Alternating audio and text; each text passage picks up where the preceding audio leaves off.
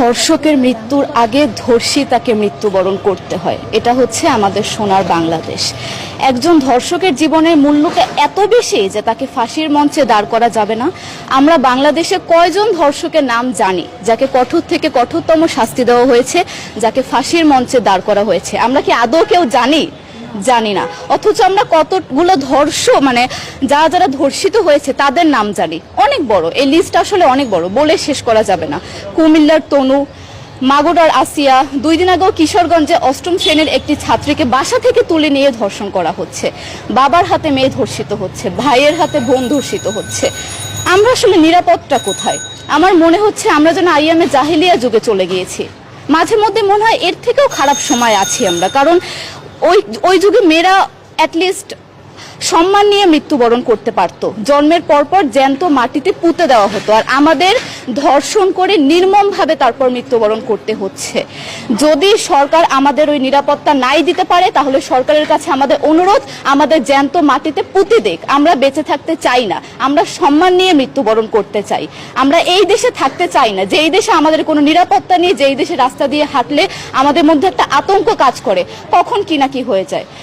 আইন উপদেষ্টা বললেন যে ধর্ষকের নাকি ফাঁসি দেওয়া সম্ভব হবে না, তাহলে নাকি নিরীহ মানুষকেও মাঝে মধ্যে ফাঁসির ব্যবস্থা করা, মিথ্যা মামলায় ফাঁসিয়ে দিয়ে ফাঁসির ব্যবস্থা করা হতে পারে। আইন উপদেষ্টার কাছে আমার প্রশ্ন, আল্লাহ না করুক আজকে যদি আপনার কাছের কেউ, আপনার বোন অথবা আপনার স্ত্রী অথবা আপনার মেয়ের সাথে যদি এরকম কোনো কিছু হতো, আপনি কি আসলে এটা বলতে পারতেন যে না, ধর্ষককে ফাঁসি দেওয়া যাবে না?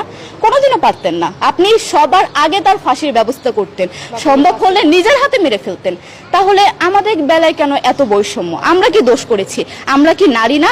আমরাও তো কারো বোন, আমরাও তো কোনো বাবার সন্তান, আমাদেরও তো বেঁচে থাকার অধিকার আছে, তাই না? কিছু হলে মেয়েদের পোশাকের দোষ দেওয়া হয়। আমার কাছে প্রশ্ন, একটা 8 বছরের শিশুর মধ্যে এরকম কি থাকতে পারে যেটা একটা পুরুষকে অ্যাট্রাক্ট করবে, যেটা একটা পুরুষকে সিরিয়াস করবে?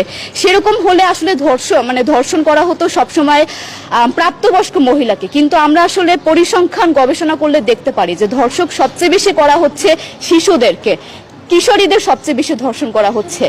দৃষ্টিভঙ্গি পরিবর্তন করুন, চিন্তা ভাবনা পরিবর্তন করুন, ধর্ষকদের আইনের আওতায় আনুন।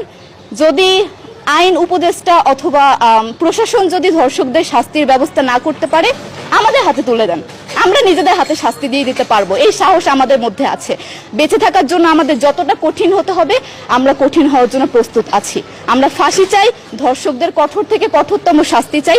যতদিন না পর্যন্ত ফাঁসি দেওয়া হবে, যতদিন না পর্যন্ত ধর্ষকদের শাস্তির ব্যবস্থা করা হবে, আমরা আমাদের আন্দোলন অব্যাহত রাখবো।